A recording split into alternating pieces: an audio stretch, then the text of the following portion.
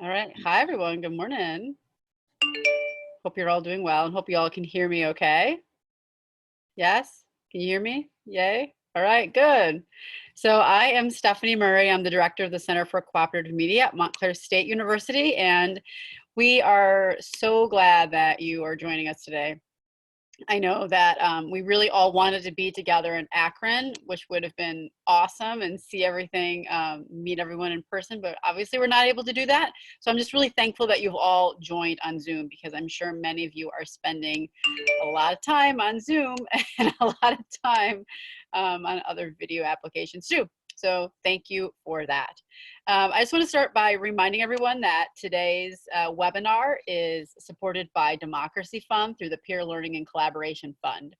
So the Peer Learning Collaboration Fund, which many of you know, supports a few different things. One is that we give out individual, they work travel scholarships for people to visit others for peer-to-peer learning. And we will be retooling that program slightly going forward, given the fact that travel is restricted and to protect everyone's safety. So you'll hear more about that soon.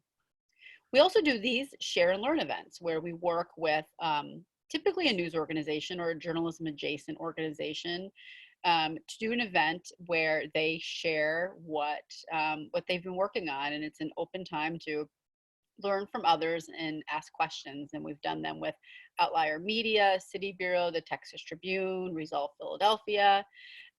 We have the Devil Strip obviously today, and then we have the Charlotte Journalism Collaborative coming up on May 14th as well, that you're welcome to sign up for as part of the Collaborative Journalism Summit. And then we also do ecosystem workshops. So we go into different cities in the country and do workshops about what collaboration means, how local news ecosystems work, and how they work together. So we're very grateful to Democracy Fund for their support of this initiative. So just a few ground rules today. Most of you are probably familiar with some of this stuff already. We're going to go around and do introductions in just a moment. You're all muted right now. You can unmute yourself to talk by just holding your space bar. Introduce yourself, let your space bar go, and you'll be muted again. That's probably one of the easiest ways to do that. We will be taking questions throughout the webinar in the chat. We're going to try to do most of the Q&A at the end, although if you've got a pressing question about something that someone from the Devil Strip just said, drop it in the chat, and Joe Amditas, who will introduce himself in a moment, and Denise Shannon from my team will be monitoring that chat, and I'm chiming in as needed to help clarify a point or ask a question that you have that's immediate, that needs a quick answer. So with that, I'd like to quickly introduce my staff. Denise, could you say hi, tell everyone who you are? Hi, everyone. I'm Denise Shannon. I am the program coordinator for the Peer Learning and Collaboration Fund, and I also work as an event planner for the center. Great. Thank you. And Joe? Hello, hi, I'm Joe Amditas. I'm Associate Director of the Center for Cooperative Media, and I'm going to be, like Stephanie said, hanging out in the chat, sharing files, relevant links, and everything like that for you all. So keep an eye. If you can't find the chat, you hover your mouse, you find the button at the bottom next to the green share screen button. It should pop up in a window or in a side panel. Awesome. And if you have any technical issues throughout today's webinar, you can also feel free to privately message Joe on the chat, and he's more than happy to help. He is our Zoom expert. One other thing to note too, if your connection starts to lag, feel free to turn your video off. That can often speed things up. We'd love to see all your faces while they're presenting, but if you are having issues, that is a quick way to help resolve them too. So with that, let's introduce the Devil Strip staff, and then let's go around the Zoom room and see who else is here. So Chris, would you like to begin? Hi, I'm Chris Horn. I am the publisher of the Devil Strip.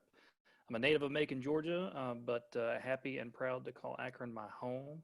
I see Debbie Blankenship down there in one of those squares, also in Macon. It's good to see a familiar face. But yeah, it's a pleasure to meet all y'all, be able to talk to you today. Yeah. And Chris, if you just hand off to your staff, I know there's several folks, and just keep on going down the line until we've got them all. Awesome. That sounds like a plan. I'll start with Rosie Murphy, our editor-in-chief. Hi, I'm Rosie Murphy. I'm our editor-in-chief. I am a native of Akron, Ohio. Moved away for a long time for school. My first few jobs were in daily local newspapers, and now I am back. So I lead our editorial efforts, which include editing and coaching our reporters, designing trainings and coaching our freelancers, which I'll talk a lot more about later today, and then collaborating with Flaco and Jessica on, you know, everything else. I'll pass it over to them.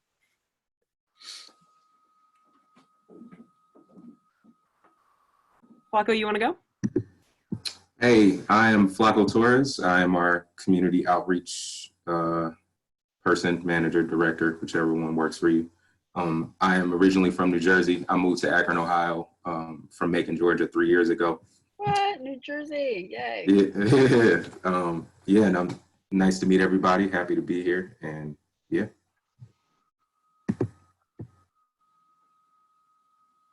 I can go next. I am Jessica Goldburn. I am the Business Development Director, and I am working on the co-op and our membership. That's it. Great. All Is right. is that the whole Devil Strip team, or we have other Devil Strip? That's it? Awesome. Okay. Oh. And then, Anna's here. oh, I didn't know if I was. So I'm Anna Adelman, and I'm super new to the Devil Strip, just a few weeks in. And I'm with sales, and I'll be working to build and lead the sales team down the road with the co-op program and all kinds of other fun things. And I also want to point out that Audrey Worthington, our interim board chair, is present for the conversation too. One of our first co-owner members, and so, you know, just in case you have questions for people weird enough to sign up for this thing, you can ask her. Hi everyone, pleasure to be here. thanks, Audrey. All right, and then Simon too. Why don't you introduce yourself before we start going around the room, because you've been working a little bit with Chris. Yeah. Hi all. My name is Simon Galperin. I'm the founder of the Community Information Cooperative. I'm so happy to see so many faces that I've been missing for the last few weeks stuck inside. Yeah, Chris and I first had a conversation about doing something like this last year. So I'm really happy that it's happening. I work on the Info Districts project, which is effectively a publicly funded hyperlocal news co-op structure that we're implementing across the country. So I'm really thankful for Chris for sort of leading the charge in the cooperative movement here for us in the States. For us, I mean the community, not me. And I'm looking forward to learning from them. Excellent, great. So I'm just going to go down the participant list. It's not in it's mostly in alphabetical order. And if I mess up your name, please forgive me. Just tell us who you are and what organization you're with. Freelancer. So let's start with Bill Densmore. Yep, I'm in Williamstown, Massachusetts. I'm the executive director of the Information Trust Exchange Governing Association. I'm also an advisor to the project that Tom Stites has been working on for many years, and I'm a huge supporter of the idea of testing cooperative ownership of news organizations. I think it's the way to go, and it's really exciting to have the energy around what you guys are doing in Akron and having something really happen. Awesome, thanks. Looks like Alan Ashby just popped in too. We're doing introduction. Hi, Alan Ashby. I'm the Media Relations Officer for the Cleveland Foundation. And you are, oh, it looks like. I'm wishfully thinking I was in the mountains. Great. Adro Bauman. I don't have the full name there. Go ahead.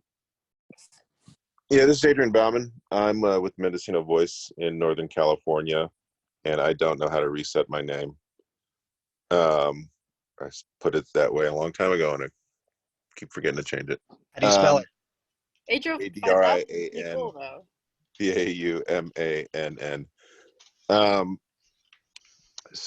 Yeah, I'm with the Mendocino Voice in Northern California. We are in the process of transitioning to a co-op as well. We were much more actively doing that with an event series as part of a membership drive. when the pandemic started and we had to cancel all our events. So we're trying to figure out how to do that now in this new era.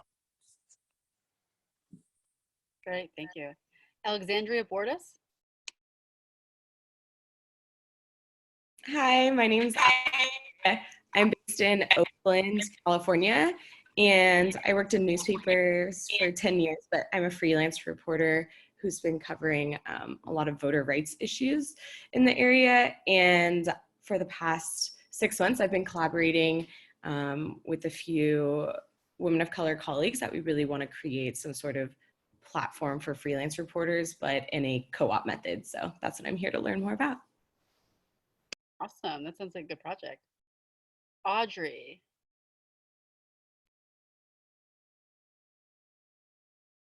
Hi, everyone. I am Audrey Worthington. I am a board member for the Devil Strip and native of Akron, Ohio. Currently serving as interim board chair. My day job is I'm a professional political operative, so happy to be here. I love when people call themselves a political operative. I just think that sounds fun. Debbie Blankenship. Hi, I am the director of the Center for Collaborative Journalism in Macon, Georgia. Have known Chris and his wife forever, and our daughters were born weeks apart. But the center is a collaborative with Mercer University's journalism program, the Tegna station, the McClatchy newspaper, and the public radio station. Awesome. Candace Fortman. I've heard that name before. Funny. Good morning, everyone. I'm here in Detroit where it is not snowing, so ha, Ohio, take that. That's right, Chris. And I don't know who I work for right now, quite honestly. I worked for Outlier Media here in Detroit, and then we merged with Muck Rock back in January out of Boston. But Outlier is operating very much right now during the middle of this pandemic in Detroit that is hitting Detroit very hard. So right now, I feel like I fully work just for Outlier. And yeah, so yay, happy to be here. Awesome, thank you. Carolyn Robinson. Hi, everybody. It's really nice to see everybody's faces. I am the Ohio-based Regional Director for Solutions Journalism Network and supporter of several projects here, so glad to see everybody. Yeah, nice to see you, Carolyn. Cassie Young. Hi, everybody. My name is Cassie Young, and I am one of 3 co-founders of a local nonprofit investigative news outlet called Matter News. We're a couple years old. And yeah, just really excited to meet you all and get to understand better what you're doing with the cooperative model. Fantastic. Christina St. Louis. Hi, I'm Christina. I am a journalism student at Columbia University, and I'm interested in newsroom management and what the co-op model means for local news. So I'm happy to be here today. Awesome. Damon Kisa, who also I saw had some interesting backgrounds going on. I defaulted back to my official office background. So I am in Columbia, Missouri. It is delightful here, 60. It's not snowing. It was 90 yesterday, I think. I don't know because I didn't go outside. It's hard to say. So I am teaching at the University of Missouri. Prior to that, director of product at McClatchy for, I don't know, a couple long years. India Daniels. Hi, I'm India. I coordinate the documentaries program for City Bureau in Chicago. My coworker Jason Tompkins is here as well. So yeah, I think working with documenters, it's like a large network of people. So I was interested in like what I can learn from cooperative models. Fantastic. Isaiah Poole. Good morning, everyone. My name is Isaiah J. Poole. I'm the editorial director at the Democracy Collaborative, which is an organization based in, with bases in Washington, D.C. and Cleveland, Ohio. We have been a leading advocate for cooperative models of ownership. And I am here to see what role that I and our organization can play in furthering this type of model in media. Awesome. Jason Tompkins. Hello, good morning, everyone. I'm Jason. I am the operations coordinator with City Bureau. Happy to be working with India. It was a pleasure meeting Shannon and Joe, or pardon me, Joe and everyone with the center back in August when we hosted an event. But really excited to be on this call. Really interested in cooperative economics outside of my role with City Bureau. I'm actually coming to you live and direct from Cumbia Housing Cooperative, where I'm a tenant and member. So if you see some of my other housemates in our co-working suite that used to be our living room, that's what that is, but pleasure to be here. Awesome, thank you. Jim Iovino. Hey there, everybody. Yeah, Jim Iovino with West Virginia University, where I'm a professor here. Also director of the New Start program, which is a new master's degree program that we're developing. It's going to start in June to find and train the next generation of news owners in rural areas across the country. Before that, I was with the Pittsburgh Post-Gazette for a number of years. Before that, I was with NBC with a number of years as well. So looking forward to learning today, everybody. Well, thanks. Kate Maxwell. Hi, I am Kate Maxwell. I'm the publisher and co-founder of the Mendocino Voice with Adrian, who is the editor. And we started in 2016. We are also, as Adrian mentioned, planning to, or mid-transition to a multi-stakeholder worker-reader co-op. We have somewhat of a different kind of coverage than the Devil's Strip, and we're in California, so our legal and governance options might look very different. But we've been talking with Chris since he was out here at Stanford, and so it's been exciting to see how the Devil's Strip has been taking off and get to hear more about exactly where you are at this stage in the process. I had other cooperative business experience, and so we're really trying to figure out what model will work for our readers here and with California state law, and how these two, how our experience and the Devil's Strip experience can help other people who are interested in these kinds of models, particularly in more rural news places. Excellent, thank you. Maisha Hedden. Hi, can you hear me? Sometimes my my Yep, speaking sure. doesn't work well. I'm fine? Yep. Okay, good. Perfect. Okay, so I'm Maisha Hedden, and I'm coming out of Cleveland, Ohio. My organization is called ACE, and we received funding from the Cleveland Foundation to do a cooperative journalism project around health disparities by race, and it's going very well. And I'm on the call today because I want to hear about different ways to expand this and make it more of a permanent project. I love that. I'm so glad to hear it's going well. It might be Kevin. It says Kev Painter.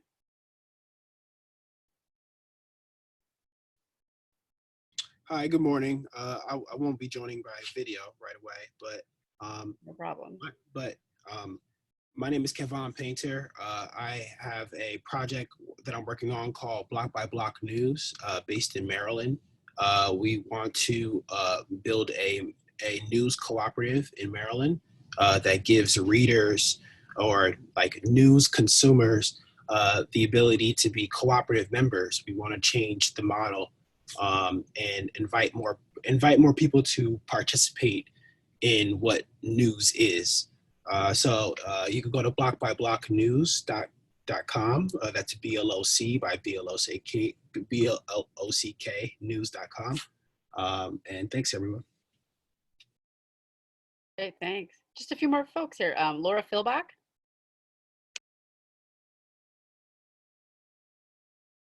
Oh, hi, sorry. I'm sorry I was late, and I'm gonna actually have to jump off for a half an hour in a few minutes. So I'm sorry about that, but my name's Laura. I'm in Cleveland. I work for IdeaStream, which is the public media station here. And I do community engagement work with the health unit and the digital team. And I met Flacco at the product conference back in Philly last month, and I am just really interested in what the Devil Strip is doing, and yeah, just interested in these new models and ways of engaging with community to help elevate what people care about. So thanks for having me. Of course, and Laura, we will send a recording later. So okay, thank you. You'll be able to rewatch. Yeah. Okay. Of course, no problem. And sorry, I have to pop in and pop out, but we all completely understand. Yeah. Olivia Henry.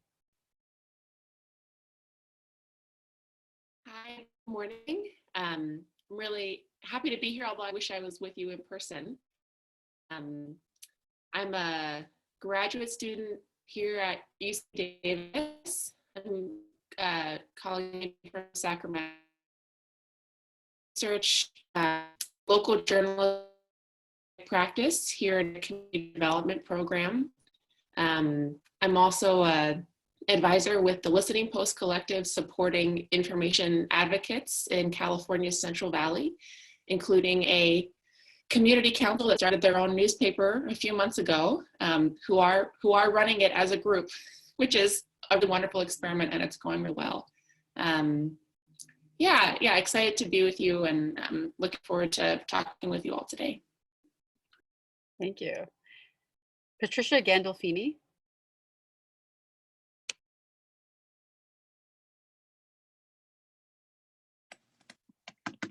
Hi, can you hear me now? Yep, you're good. Oh, good. I work at the Paramus, New Jersey Public Library. I'm here to see if there is a role for your local library. Yes. We should connect with you after this too, because we have some library ideas. Fabulous, thanks. Yes, for sure. Sharon Broussard.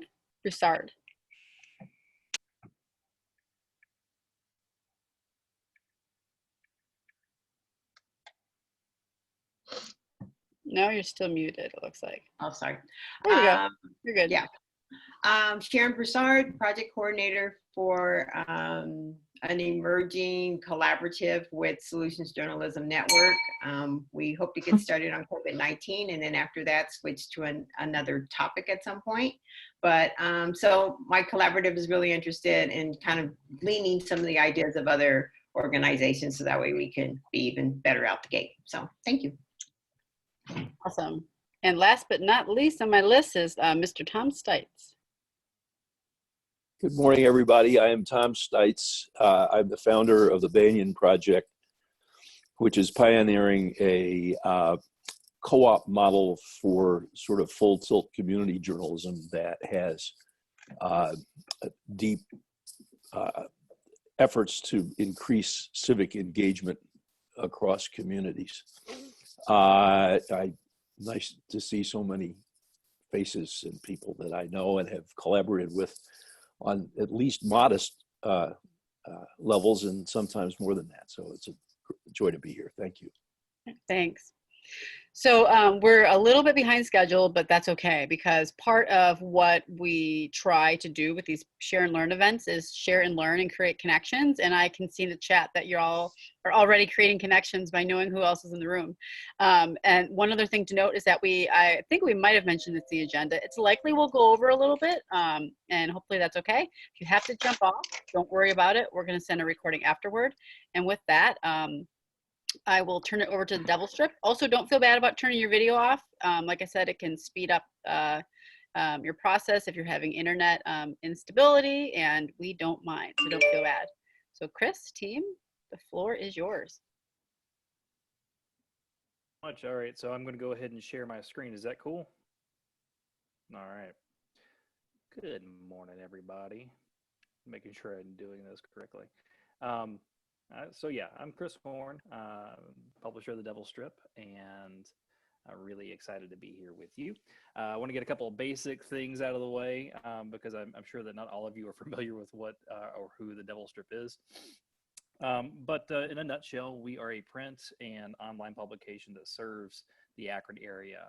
We do local news, stories about arts, music, culture, food, small businesses. And we started this a little more than 5 years ago. I launched it as a little website, blog style website, just to see if there was any appetite for this kind of thing. And there was. So come March 17th, 2015, we published our very first issue of the magazine. And back then we published twice a month, which was lunacy. But now we are once a month, and even though we are in the middle of COVID season, where 90% of our locations are either closed or working at a dramatically lower volume, we still put out a magazine, much of it sort of invented on the fly. And this cover, which we've been encouraging people to kind of color in and do their thing with, was designed by our new art director, Chris Harvey. A lot of the stuff that you'd find in this issue, which you can find on issue, came up in the last couple of weeks before we published. And before I forget too, because I know it's always a question for people who are not from Akron, Devil Strip is a term, a colloquialism here in Akron that just means the grass between the sidewalk and the street. It just sounded like a much better name to me than like Akron Art Monthly or something like that. So went with it, a little bit of an inside joke. So if you're from Akron, you get it. And I don't know, just made more sense to me that way. I also, really wish that you all were here in Akron, not just for the snow, but because Akron's such an interesting place, and part of the thrill for me and us trying to organize something like this was having you here to experience it firsthand. Obviously, no one's really experiencing it firsthand right now. We're all sheltered in place. But it's so important to understand the Devil Strip story and understand, how and why we're using the co-op structure. So this is our skyline, not in cartoon form. So I'm not going to try to tell you everything that I love about Akron or mention all the things that make it unique. But I will say that the first thing that jumped out at me when we were visiting as a family about 7 years ago now was that there are a lot of people here who have an immense amount of pride in the city. A lot of those folks are famous folks, which also stands out. You might recognize LeBron James over here in the upper corner, and the Black Keys had started or sponsored a Little League team. Chrissy Hine of the Pretenders, she even opened a vegetarian restaurant here in Akron, a little ahead of its time, didn't last. And Mark Mothersbaugh, a founding member of Devo, started a line of sunglasses in his flagship pair, the Akronites. And here in the middle is actor, writer, comic Rhea Butcher, and they share their civic pride a lot. Even has a blood tattoo. So I mentioned all that just because it's not just the famous folks. There are a lot of people here in Akron who showcase their civic pride, and it made me feel like this was the kind of place where I could find my people and find a home, because which was important because we were leaving Macon, Georgia, where I had a life. Debbie had mentioned we've known each other for a long time, and we had a good group of friends. My family is all there, and so for us to leave Macon, it had to be a special place and special opportunity. My wife took a job at the University of Akron, which led to us leaving. But it was just visiting the city that made it seem like, okay, this is the kind of place where we could really put down roots. Now, a lot of that civic pride sort of stems from the fact that Akron was once upon a time the rubber capital of the world. In fact, I think 6 out of the 7 largest rubber and tire factories in the world were all headquartered in Akron. And this is a postcard from the Goodrich factory. Maybe half of this still exists. And somewhere back here in the middle is where we were going to host this share and learn, with all of you. They've since renovated it, turned it into part of it into the Bounce Innovation Hub, and that's where we were going to all meet.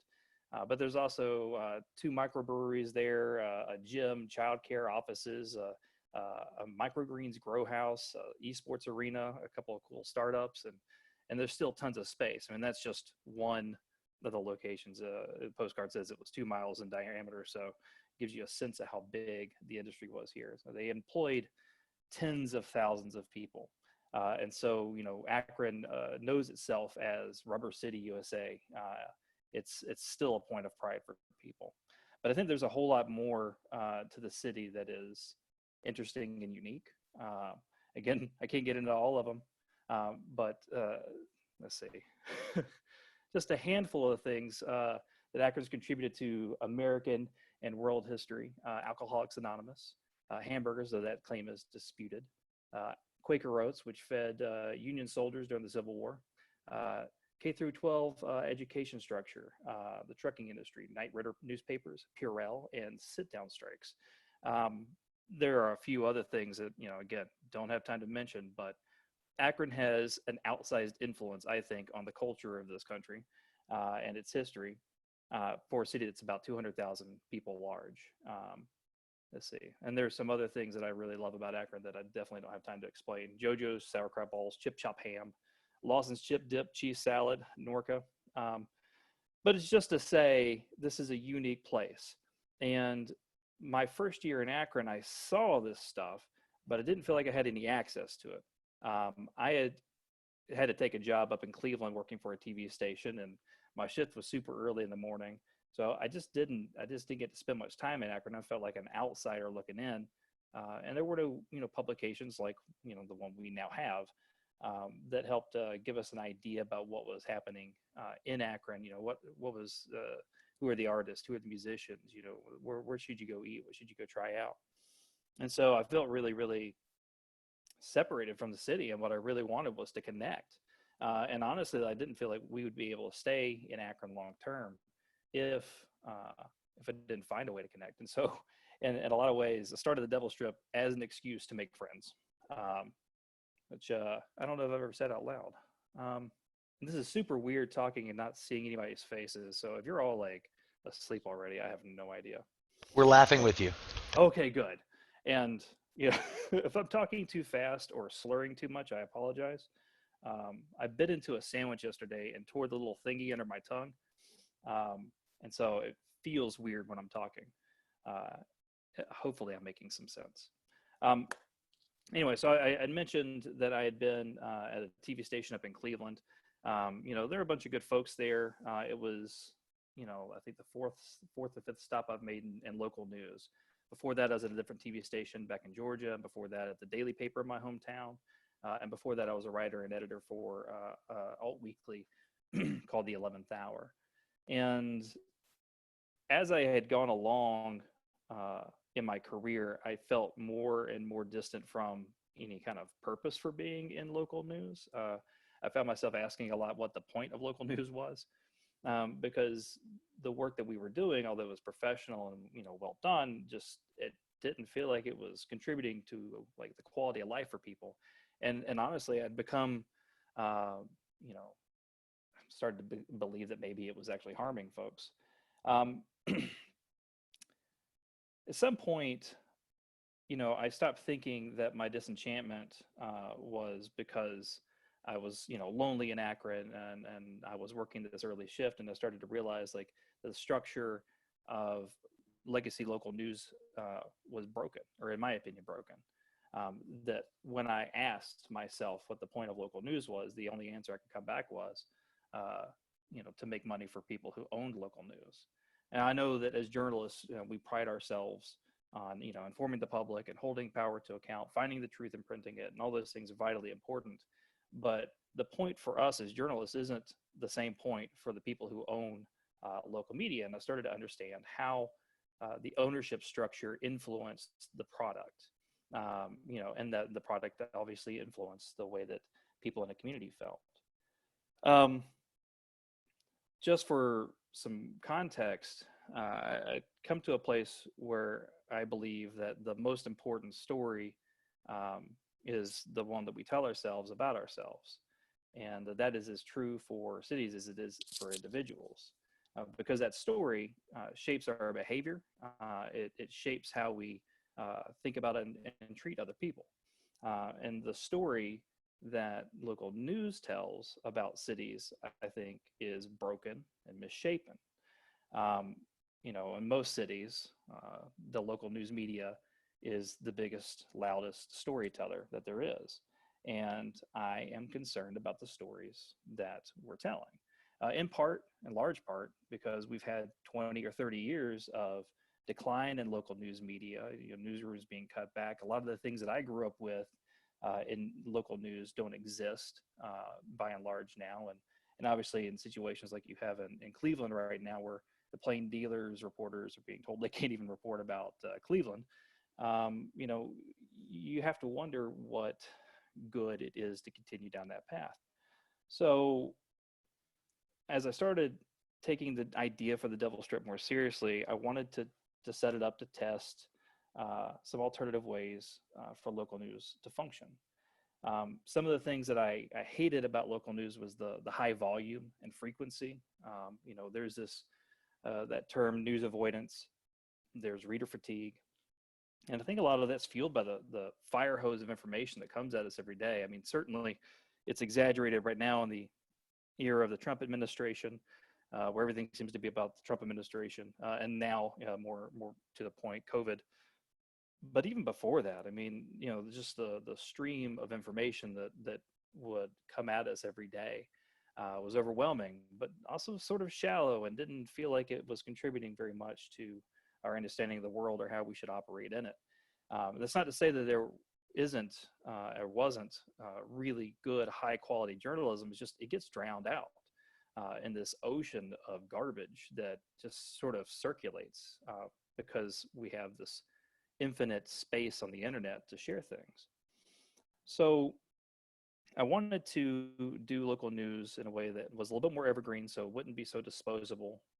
Tell stories that could stick around for months or years, that would have maybe some more depth, tell you a little bit more about a place, tell you more about its people. Because I believe that journalism is also a vicarious experience. You can establish a sense of shared experience and shared understanding through reporting, and I wanted to lean into that, which meant not doing 1,000 pieces a week. So that was one thing. It also was convenient because I started this without any kind of real capital, so I couldn't hire a bunch of professional journalists. And the way that I got around that was opening up access and participation to people in the community. I wanted to make sure that anyone who had a story to tell or wanted to share had the means to do it, that we could equip them and create some kind of standard and give them a platform, which was important to me because I never went to J school. I didn't even graduate college. And I found my journalism career by chance. I got lucky that someone was willing to give me the space to learn how to do this stuff. And so I wanted to make sure that we had that available to pretty much anybody. And I think the other real big difference with what we do and why we do it is we're mission oriented. I'm not going to get into a debate about what objectivity is or if it exists, but the long and short of it for me is I wanted to err on the side of Akron. If we're going to have a bias, I wanted it to be a bias towards the people of Akron. And that sort of evolved into a purpose. I keep forgetting to move slides, sorry. It sort of moved into this purpose, trying to help people fall in love with the city, because our theory is that the more people fall in love with Akron, the more willing they will be to invest themselves, to get involved in making it a better place to live. And that's how our journalism will become more important to them. I think without something like that, journalism is in danger of being a tree that falls in the woods and no one's there to hear it. You know, this is the other part of like that high volume and frequency of these news products coming out all the time is, you know, there's really good stuff that just doesn't have a chance to land because we're on to the next thing so quickly. And because it's not anchored in a context that helps people, you know what to do with it. So that's our purpose and our mission, you know, is to help connect Akronites to each other, to our city, and to a greater sense of shared purpose. That last point might seem weird, but it's also what attracted us to membership models and to the co-op structure, which I will finally get into here in a second. This idea of shared purpose, I think, is actually a strength of local journalism that is underutilized. I said earlier that it's vicarious experience. You can create shared experience. You can kind of create a commons. This is a place where people can meet and connect without always having to be in person. And so, you know, you have the shared understanding of the facts, shared, established shared meaning, and then shared purpose, which leads to hopefully it leads to action. And all of that's sort of based on this idea of leadership that Marshall Gans promotes, that leadership is accepting responsibility to create conditions that enable others to achieve shared purpose in the face of uncertainty.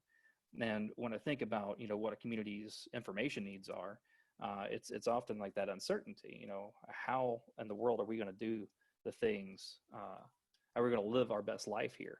And so, all of this is just sort of what led to wanting to start the Devil Strip, how it's evolved over time, because the co-op itself is not, you know, keep forgetting to do this. Sorry. The co-op itself is not the point. You know, we're not doing this so that, you know, we can make more money. I certainly think that the co-op structure will lead to longer term sustainability financially, but it's not the purpose. The purpose is to protect and strengthen our values as an organization. So, you know, if you came here thinking that maybe this is some kind of silver bullet that will help lead to, you know, long-term financial growth and wealth and stuff, you know, I might disappoint you. You know, if it weren't for protecting the values of this organization, we could have just stuck with a membership model, and I could have just kept the business in my name and you know, made as much as the market would allow.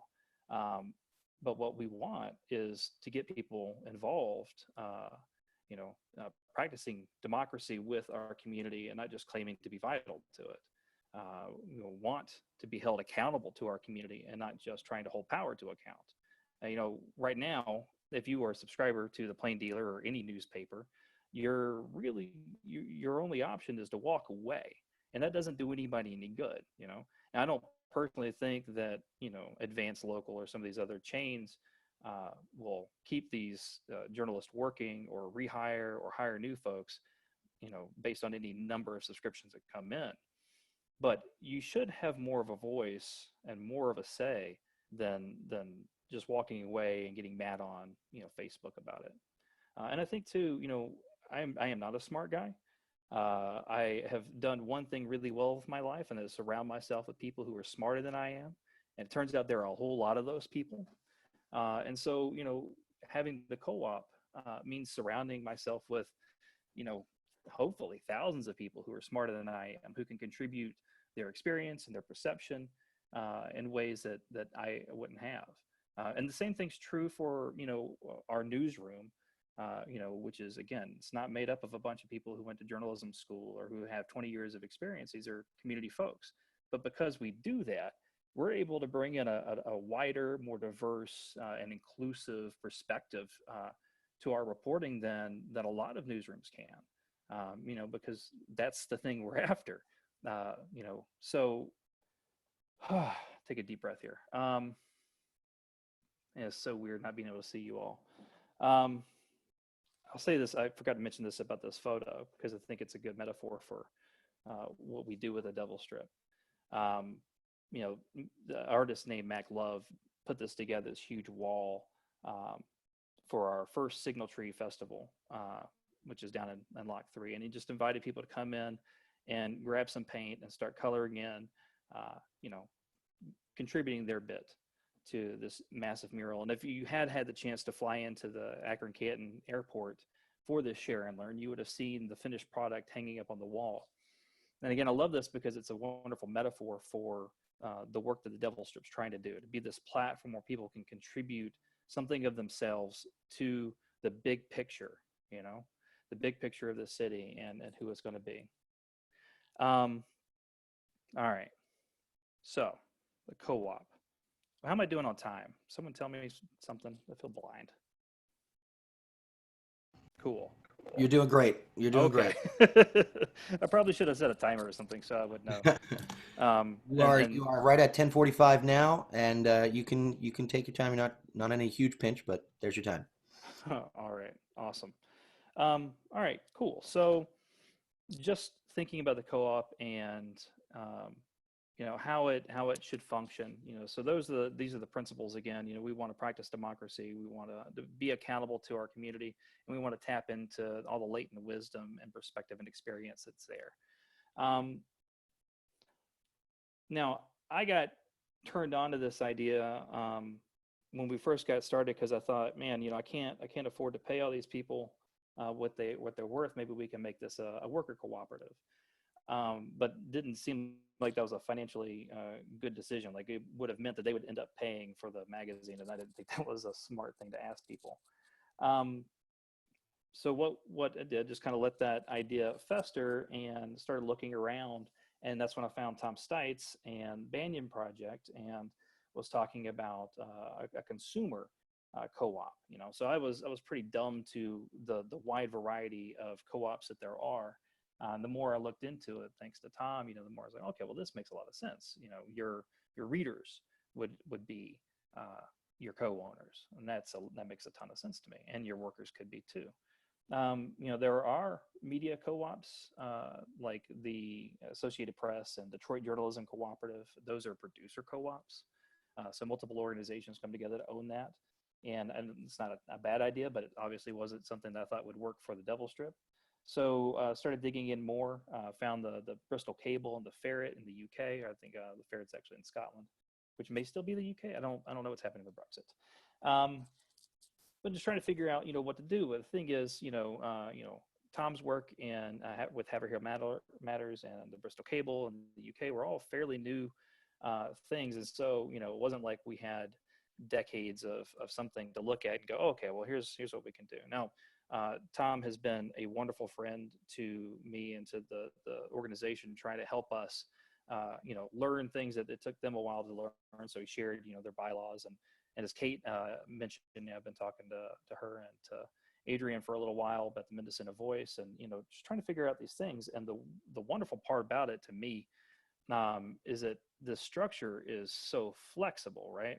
So what works in Haverhill, Massachusetts, and what works in Mendocino County, California, and what works in Akron, Ohio, and what could work, I think, in Macon, Georgia, are very different things. You know, the challenges that each of these communities face would shape and inform how you would structure that co-op. So that was the wonderful part, is it was very flexible. The hard part was that there were not a lot of examples out there to pull from. So started looking in other areas in the United Kingdom and Britain. They're very proud of their village pubs, which have been dying off at a rate comparable to local news in the US.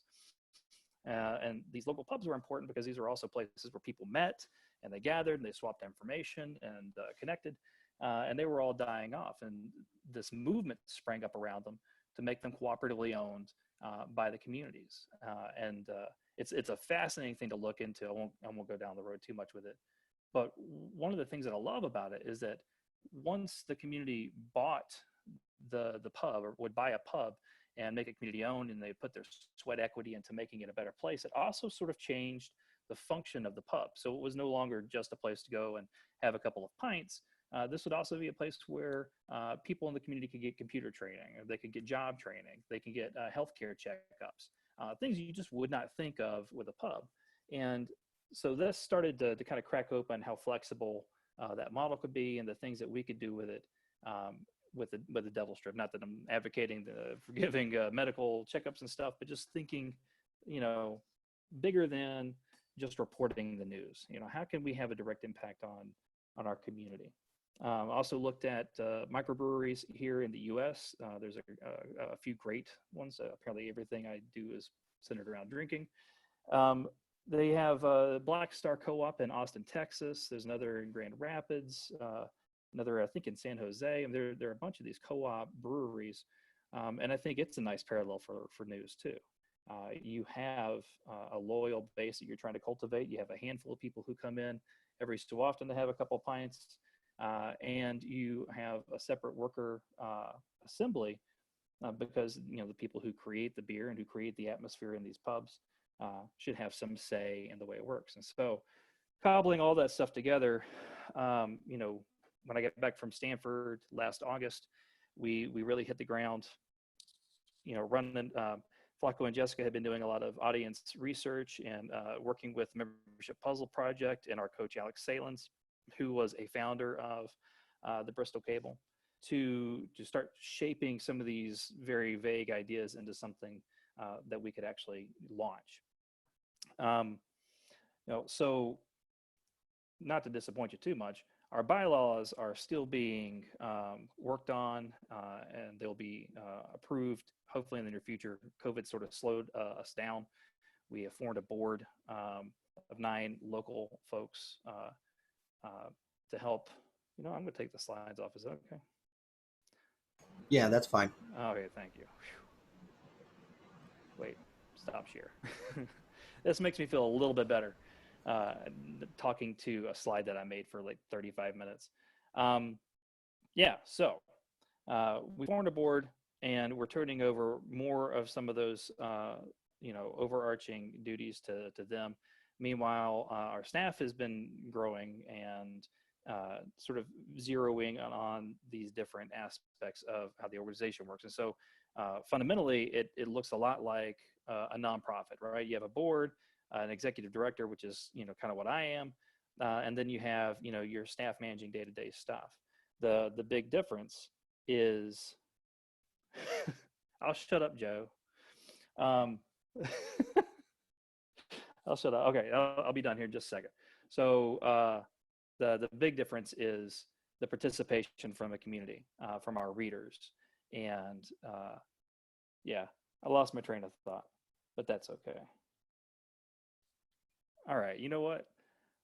So my team is so used to this that I don't even think they're phased. In fact, Flacco's smiling. So here's what I'm going to do. I'm going to shut up and answer questions later if you have any, because that might be the most effective way of getting information out of me. And at this time, I think I'll just turn it over to Rosie Murphy, our editor-in-chief. How's that? Fantastic. And I'm keeping a track of these questions in the chat, so we'll make sure we don't miss any of the ones that came up in real time. All right. Awesome. Thanks. Have at it, Rosie.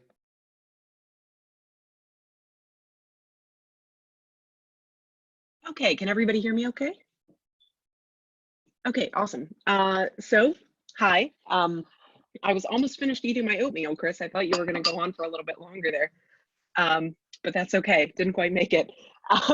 So as Chris mentioned, I'm our editor-in-chief, which means I am predominantly responsible for the news product that we put out. I also have a PowerPoint. Hopefully it is not too dull. Let me go ahead and share my desktop.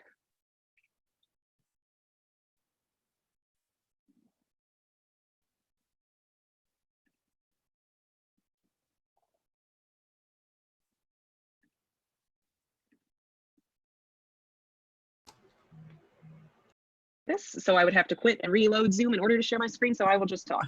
And I can drop, you know what? I can drop a link in the chat if that works for everyone. If you want, you can send me the link to the slides that you want, and then I'll give you remote access, and you can just click my screen and it'll advance the slides. I just put it in the chat. We're okay. It's just a Google presentation. The way I have been explaining to people what the Devil Strip is that we are community-owned community news. You already know the community-owned part, so we are going to do the community news part. I differentiate between local news and community news in a way that might seem a little bit pedantic, but I hope is relevant here. So when I think about our product, right, let's start there. We publish a free monthly print magazine As Chris said, here's our latest. Every month it's got the work of a different local artist on the cover. We distribute at locally owned businesses, restaurants, coffee shops, grocery stores, doctor's offices, you know, anything we can come up with all over the city.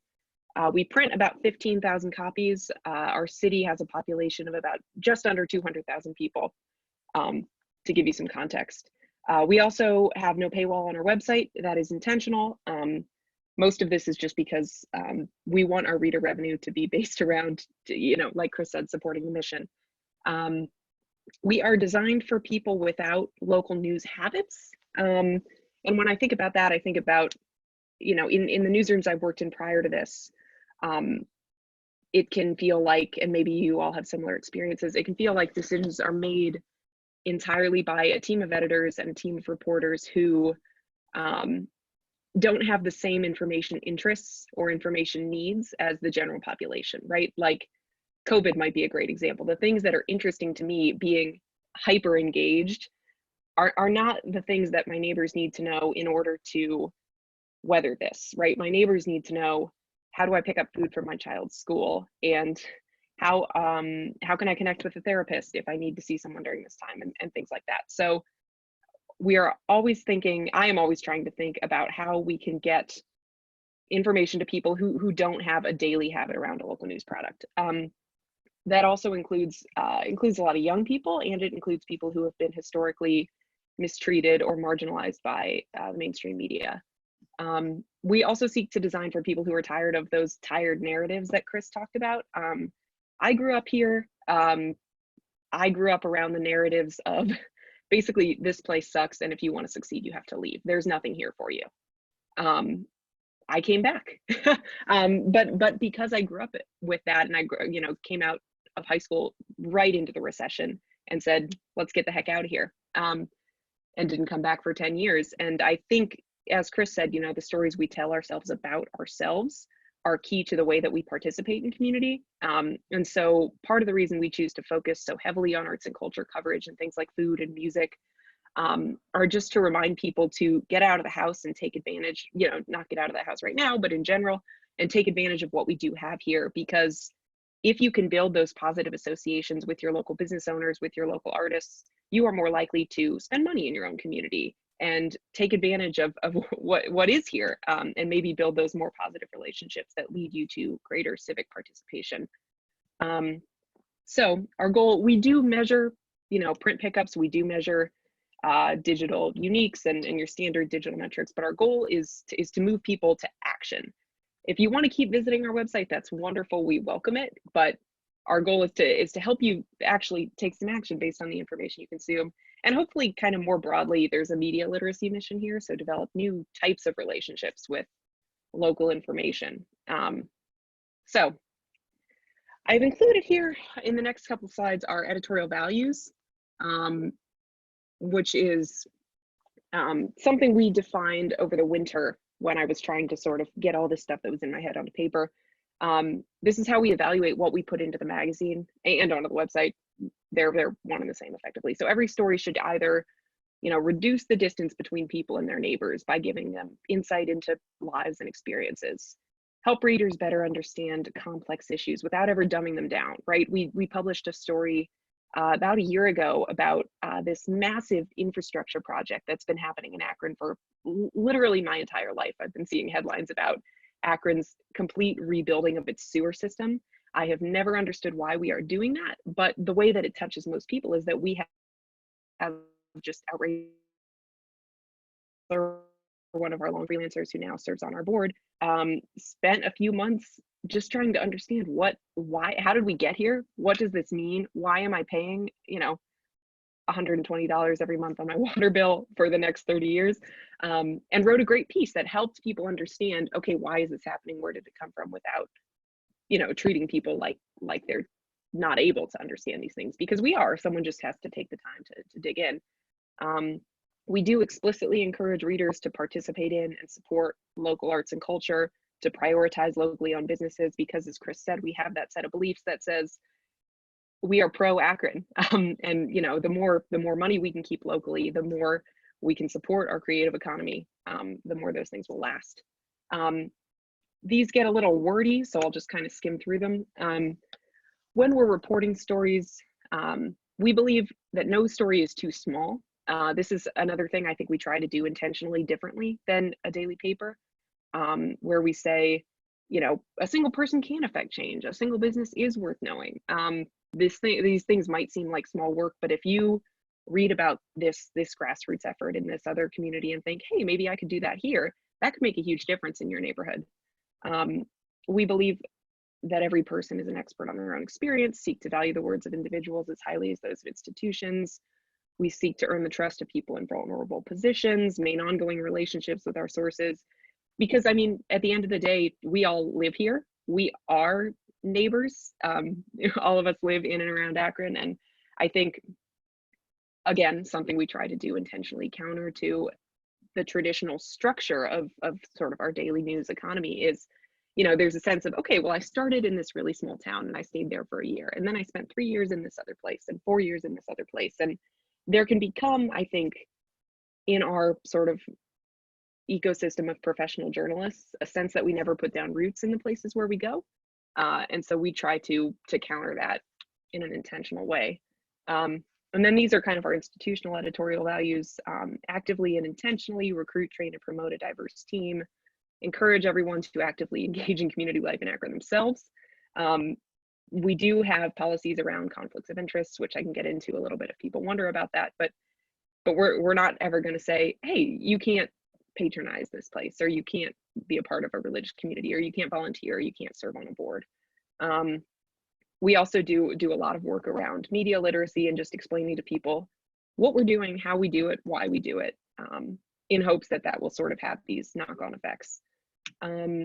Okay, so this is something that I don't think Chris actually said during his presentation, which surprises me a bit because he says it all the time, which is that journalism is a tool for civic engagement. And what this means for us is that basically all of the tools that we learn as journalists, I mean, we're talking about asking questions, critically engaging with information, connecting people to resources, and sort of knowing where to find resources that we need for certain things, knowing how to find information. I'm working with some of my own neighbors and on some like very, very micro level development stuff. And I made a map of our block and figured out who owns every house and who's a landlord and who's a tenant. You know, that's stuff that journalists know how to do. And that gives us all of the tools to be really, really good citizens. And the more we can teach other people how to do that stuff, the more capacity we build for civic engagement. So this is kind of the nuts and bolts of what we work with. I'm our editor-in-chief. Starting in June, I will be overseeing 3 full-time reporters, which is going up from 1 part-time reporter. It's going to be a big change, but we are hiring 1 person via Report for America to cover public health and another to focus on economic development. And then Noor Hindi, who is not on the call today, but she has been our part-time senior reporter, and she is going to transition into a beat covering equity and inclusion. We are also assembling an editorial advisory board, which will be made up of 4 journalists with much, much more experience than me, 2 of whom are local and who can help us, you know, ensure that can give us some of that institutional knowledge that just the youth of our team means that we don't necessarily have. And we have 2 folks who are remote who have specializations in healthcare issues, immigration issues, data reporting, investigative reporting, again, things that we don't necessarily have. So those folks ideally will meet once every other month or so with our 4-person team, just to kind of give us some of that coaching that we might not have in-house. As Chris said, historically, freelancers have made up the vast majority of our editorial capacity. If you open the magazine, and you will see that 75% plus of it is typically produced by freelance contributors. The vast majority of those freelancers have no formal journalism training. We have a handful of folks who studied journalism or communications in college, but we have many, many other folks who didn't and are basically learning by doing, which when I was in journalism school, that's the best training I had anyway. So the way this works currently is that freelancers basically reach out and say, hey, how do I do this? Can I join? And I work with them one-on-one. We meet, we talk about ideas. We usually kind of try to slot people into beats based on their interests and their specializations. And those are things like, oh, this person tends to cover theater, or this person tends to cover music. We certainly don't attach people to those beats by any means. We do ask freelancers to sign a code of conduct, which outlines our basic ethical principles. These will be familiar to all of you, I imagine. Things like you can't receive payment for a story from a source. You can't accept gifts from sources. You can't write about a family member or anyone with whom you're romantically involved or close friends. Just to ensure that we're all working from the same set of principles. But it's 2 pages and it's pretty basic. So a lot of what ends up happening is we talk about gray areas. So I'll have someone come to me and say, hey, I'd like to write about this organization, but I worked there for 6 months in 2015. Is that okay? Or I might apply for a job there now. Is that okay? And those are 2 very different questions. So we play in the mud on some ethical principles, which is fun. But the broad goal here, I think, is that doing journalism and learning some of these tools of journalism gives our freelancers a new tool for engaging in the city, even if they only write 1 story for us, even if they only write for us for 2 years and then they move away. They have this whole new set of tools that they can use to go be better neighbors and better citizens wherever they go. Even once we hire these, we're staffing up going into the summer here, which I'm thrilled about, but I am thinking a lot about how we can very carefully protect this robust freelance team that we've built and make sure all those folks remain vital to our coverage, because they are. The great thing about this is that our coverage is really produced by the people. It's produced by the community. Lots of people actually know one of our freelancers, which is cool. There was a study a while ago that someone else can cite more accurately than me, but only 15% of Americans have ever met a journalist or something like that. All of our freelancers have whole personal and professional lives. This also, selfishly, this makes sure that what we're covering is relevant and interesting to people. It also makes sure that, we're covering a much more diverse set of stories and issues than sort of an in-house newsroom would be able to do. One of the key challenges here is that freelancers are self-selecting. This is based entirely on folks who email me, or it has been historically. That results in maybe a less diverse team than we want, because it's people who already feel that they have the skills to do that, when in reality, we're here to teach them the skills. It's also a ton of work for me, but that's okay. So prior to the COVID-19 pandemic, we had been planning for spring training to launch in April, which was going to be a 3-week, 1 night a week kind of lecture and lesson series, journalism 101, basically. So ethical principles, interviewing, structuring a story, finding reliable information, photography, and then kind of a bonus session on reporting local history, which is something our writers love to write about and our readers love to read. Reschedule pending, because that was the first session was supposed to be last night. But my hope is that we can offer people kind of those open door training opportunities to limit some of that self-selection bias. And if we go and recruit people for spring training and say, hey, you should come to this, we can protect, again, that good diverse team. We already talked a bit about this. The tools of journalism are the tools of civic participation. Chris has said, I've only been here for about 2 years, but Chris has said that some 150 people have written for the Devil Strip over the last 5 years. And my hope, my dream would be that means there are 150 people running around somewhere in the city and participating in it more fully than they would have been able to otherwise.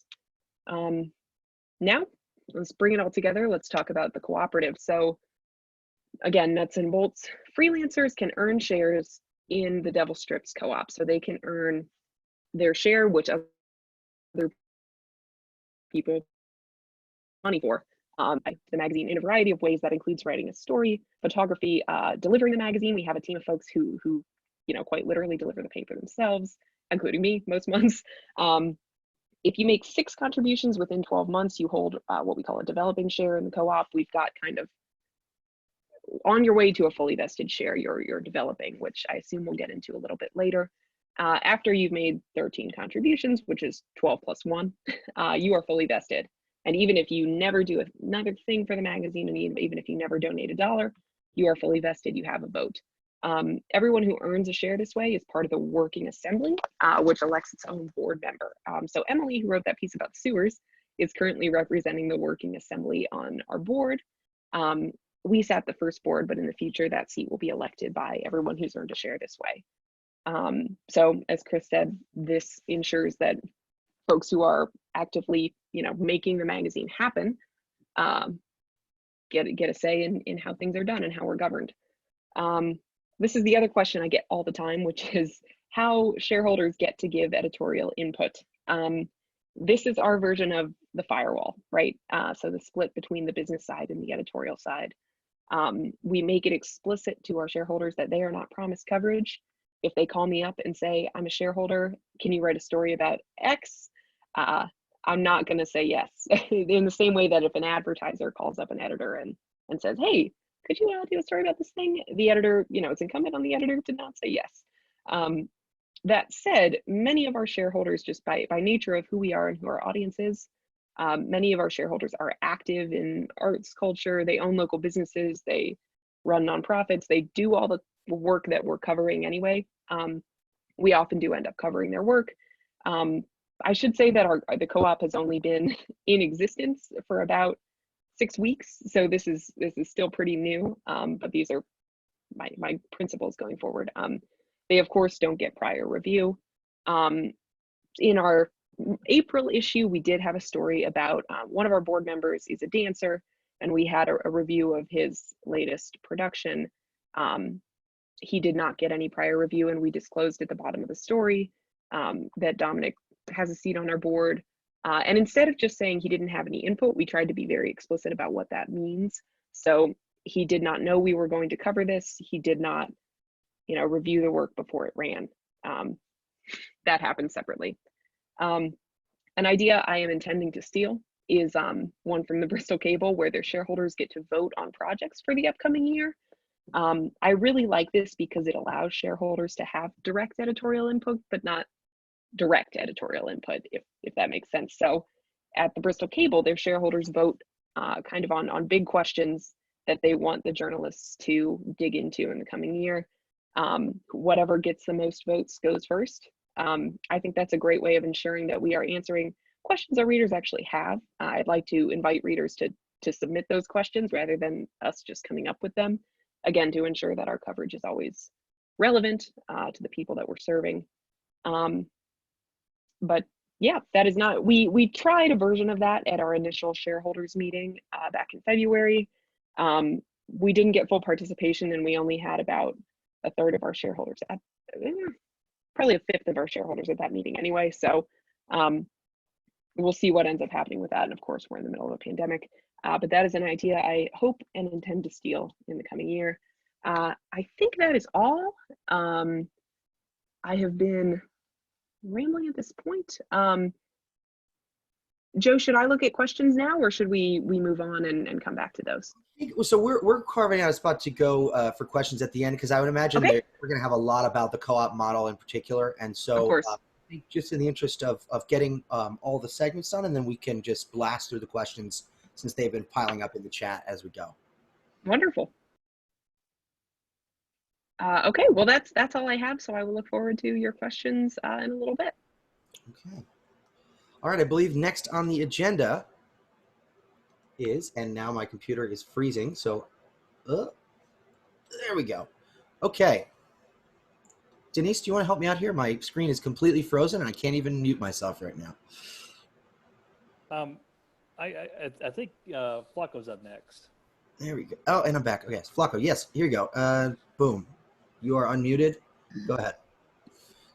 Hey, everybody. Can you hear me? Everybody cool? Yeah? All right, cool. Again, my name is Flacco Torres. I'm the Community Outreach Director for the Devil Strip. So my position is actually like a real position now. For a while, it was just, we didn't really know what that was, but it sounded cool. So I'm at the corner of audience development and kind of editorial. So just our print product, our magazine that comes out once a month, that is kind of my focus of from people that don't know who we are, getting them to pick it up and looking inside it. And then I didn't make any slides, but this is my saying that I say all the time. It says, go outside. Obviously now we cannot go outside, but that has always been my focus of yes, we want people to read the magazine. Yes, we want them to engage in the stories, but we also want them to say, hey, that story about that restaurant was really dope. Let me actually go to it. And a lot of times that doesn't happen. Just like a little bit of background, I did go to school for journalism. I did not finish because I got a job in the field, and I was just kind of like, well, I was going to school for this. What do I need the school for? I have a job. So my first job was at the Burlington County Times in Willingboro, New Jersey, which I think is not a thing anymore. When I lived in Macon, where I met Chris, I lived in Macon for almost 10 years. I was a columnist at the Macon Telegraph for a little bit, which I also think is not a thing anymore or about to not be a thing. So I have, also my background is in music. I'm a musician. So ownership has always been a big thing to me. I've never been signed to a record label or anything like that. So coming from a DIY background, ownership has always been a very big thing. Because if you own your masters, like, you can make money off your music forever. You know what I mean? So the funny thing is I think I was like the main person on the team that was not into the co-op. When Chris first said it, it didn't make sense to me. I was like, I don't really know if this is kind of a thing or whatever. I was kind of the last one to get on board with it. But to piggyback off of one of the quotes that Chris said, the thing about the most important story is the one that we tell ourselves. That has been a big part of just how I have personally done things, considering that most of my adult life I've lived in places that I'm not from and I don't really have any family in. Like I said, I was in Macon for 10 years, almost 10 years, and not being from there, I feel like I was one of the biggest cheerleaders for Macon, because my whole mindset was Macon has like a similar reputation with some of the residents that Akron does, where people just don't speak well about their city. And I didn't like that. It didn't make any sense to me. It was like, how do we get people to come here and engage and really love their city if the first thing you tell them has to do with something negative or a crime story, or like this side of the neighborhood is bad, or whatever it is. So when I moved to Akron and I got involved with the magazine, I started just covering music, covering arts, like pretty much filling in whatever cracks we needed to fill in. And I eventually stopped writing for like the old quote of like, I can show you better than I can tell you. And I felt like I wasn't really being able to help the magazine with my writing. I felt like I could do better. And my focus was a little bit more of like getting outside, physically talking to people, explaining to them who we are, what we do, how they feel about news, if they are involved in news at all, like, you know, so on and so forth. And I felt like I could do that better than just writing columns about, I think the last thing I wrote was like a pizza article that I ended up getting threats for. I think that was the last one. Like, people got upset about it, and I was just like, this is not what I'm here for.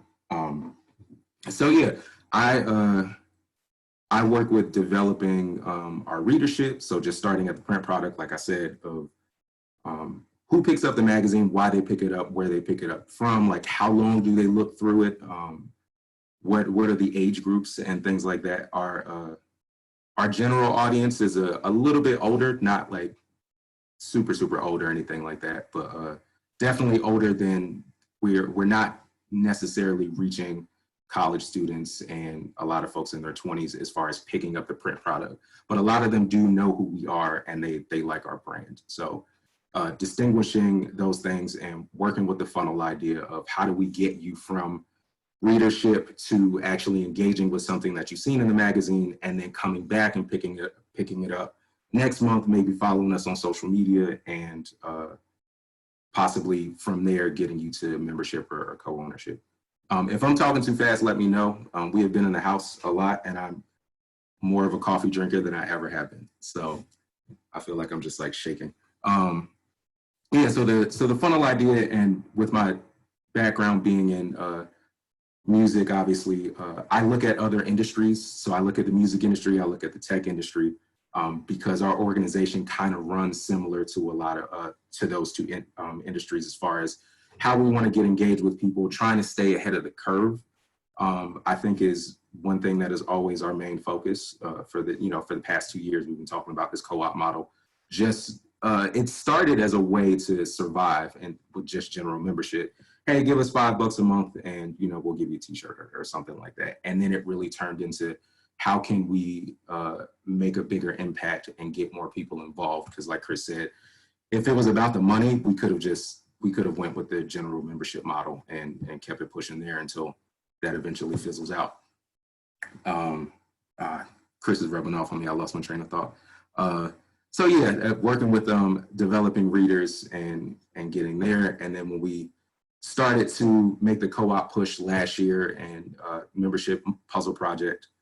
You don't think I sound fast or shit? Sweet, thank you, Cassie. We started working with the membership puzzle project last spring, I believe, and they were a great resource to us of just understanding this model, understanding what we were trying to do, understanding that no one else had successfully done it except for the Bristol Cable, or it had been done in certain ways and it didn't last. So they were a great resource of just helping us learn how to launch the co-op, how to get outside and interview people. Jessica Goldburn, who I think is gonna speak next. Last summer, we did a series of interviews with people that we knew, people that we didn't. We got some referrals, and we just sat down and just asked general questions of, how do you engage with news? What do you like about the city? What do you not like about your neighborhood? So on and so forth. And through that, we started to get a better idea of if people would be interested in the co-op model. And it was pretty much like 98% yes. The 2% wasn't a no. It was just they had more questions that we couldn't answer at the time. Some of those questions we still can't answer. But yeah, the membership puzzle project was a great resource. I think the biggest thing that we probably learned was how to lean on our core audience the right way. We're very good about asking for help and reaching out to the community and say, hey, we want to get you involved. But I think through some of that process and launching the co-op, we learned how to lean on our audience the right way and ask the right questions. And if we don't know the question to ask, then we just put it out there to our readership and say, hey, this is something we're thinking. Like with our issue our April issue that just came out, we just, a simple post on, I think we put it on Facebook and Twitter, like, hey, we're trying to figure out how to get the print issue to you. Obviously, COVID has affected us all, and trying to get a physical thing to you. We want to make sure we do it in a safe way. And we just got a slew of comments and messages just to see if people actually wanted the print product or if they want it digitally. So just learning to lean on our audience the right way. And then the audience research part of it is who are our readers, who are our members, our co-owners, and who are our brand followers. And the first two, we have a pretty good idea of who they are. As we continue to get more co-owners throughout this process, we're starting to see some names that we don't necessarily know, or get some messages from people that we don't necessarily know, which is great. The biggest challenge that we are working through right now is our brand followers. The people that they know who the Devil Strip is. They have maybe picked up the magazine once or twice, but they don't really go through it. If you ask them of a favorite story or something that they like about something that we do, they just like that we're pro-Akron. At the same time, if we had merchandise, which we're working on, they would wear our t-shirt in a heartbeat. You know what I mean? So we're trying to figure out the best way to work with people that like our brand and to get them involved with the co-op. I think Rosie was saying this too. We get a lot of questions about the co-op. One of the main ones is like, how do you explain it to people? And we've just continued throughout the coming weeks, we've just been continuing to try to simplify the ask. Is a lot of, Chris says that a lot. And just making it very simple for people. And the way that I explained it for a while was just, it's community ownership. Like, you now own the magazine. So the direction of what we do going forward is from the community. It's not necessarily from, like the publisher. The one guy owns this thing. He hires people, he fires people, and that's pretty much the situation. The community owns it. So if you would like to see it go in any sort of direction, then this is something that you might want to be a part of. And just changing the narrative, I think like Rosie and Chris were saying, changing the narrative of how people talk about their city, how they talk about their community. There's a lot of power in words, and I think that sometimes we forget that in journalism from my limited knowledge of the industry as a whole. We just kind of forget the power in words, and it doesn't take much to turn people off. So trying to encourage people of community ownership is also about like speaking about your community in a positive way and speaking about your neighbors in a positive way. So we're really hoping to lead the charge and get more people involved with that. Let me look at my notes. I think that is everything. Yeah, so when we can go back outside, y'all go outside and talk to people. Well, you can go outside now. So like go out in your driveway or your porch and like wave to your neighbors. Because during this time, it's more important than ever to be doing the best version of that if it's Zoom calls or whatever it is. Because when we do go back outside, we don't want to have the shock of like, we forgot how to talk to humans. So yeah, I don't know if that was good or not, but that's it. Yeah.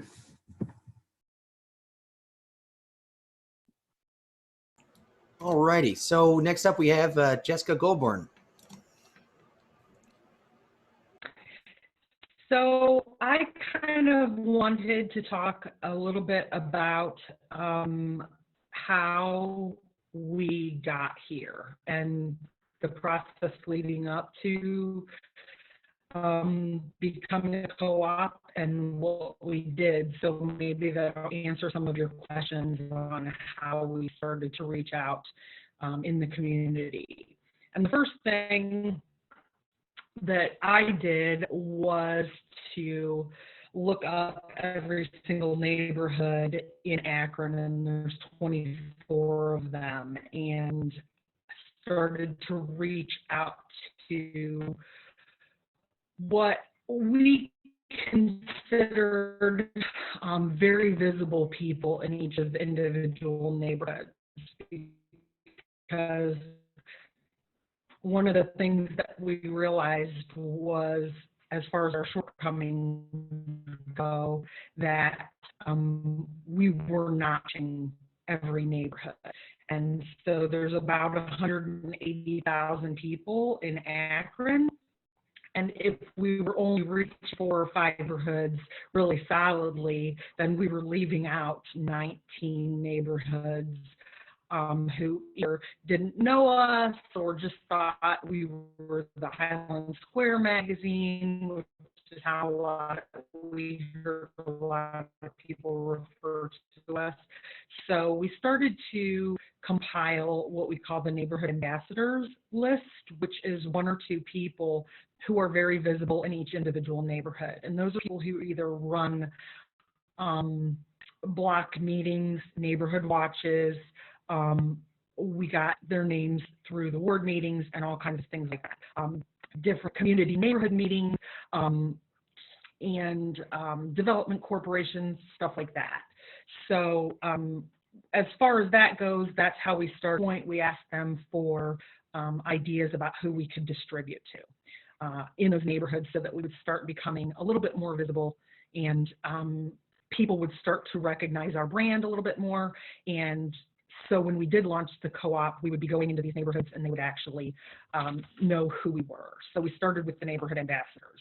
That led to, like Flacco said, the individual interviews with readers. And so we went in and we sat down then with individuals. We solicited first on our social media, and then that kind of led to referrals. And we already had spoken with people about what they liked about the magazine in our own neighborhood, and me and Chris and Flacco all kind of live within a few blocks of each other, so we needed to get outside of that.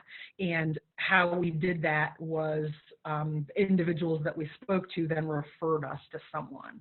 And so we were trying to cover all ages, races, income levels. I mean, kind of everything in the diversity pool that you could think of, we tried to go through and really make sure that we talked to single moms and all kinds of people like that to find out, you know, if they'd heard of us, what they liked, And then also kind of asking them personally how they were spending their money. And it was kind of a weird, I would tell them, you don't have to answer if you don't want to, but we want to know what non-essential items you're paying for, which was kind of big for us to know, like, where people are spending their disposable income. And, finding out that a lot of it was going to television and things like that. So, of course, we asked them how they wanted, or what they thought about the co-op, what they thought about having a co-op, if it was something that was interesting to them, or if it was something that they would be interested in spending money on. That's kind of how we segued from, what are you spending your disposable income, and that's how that went into then the actual sitting down and talking about the different member levels originally, who, and for lack of a better word, like who we wanted to target in the community, which is anybody over the age of 18 can own a share, which is about 100,000 people in Akron. But when we realized that the poverty level was so high here, and not to be Debbie Downer, everybody talked about how upbeat we are and everything great what we're doing, but the reality is that there's 60% poverty in Akron. And so in order to be able to reach everyone, we had to be very mindful of that while we were developing the co-op membership levels. We did not want money to be a factor in people having a voice in the magazine, and that drives me a lot. I think it drives everybody a lot on our team in each of our respective roles. And so we came up with the $1 a month to start. That wouldn't make you an owner, but it would make you a member. Those kind of are not interchangeable. You have to spend $330, which is our zip code here, in order to be an actual vested owner of a magazine.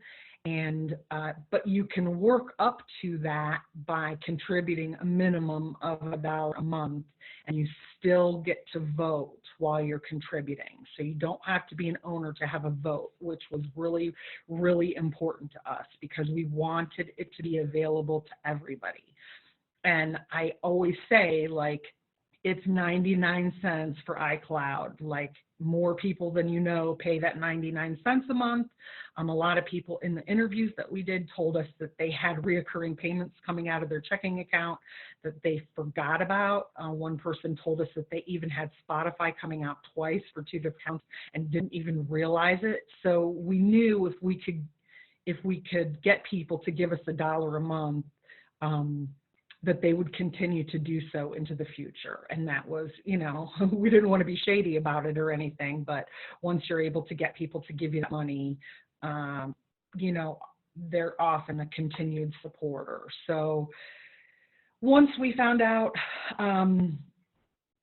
what people wanted out of the co-op, which was to support something important,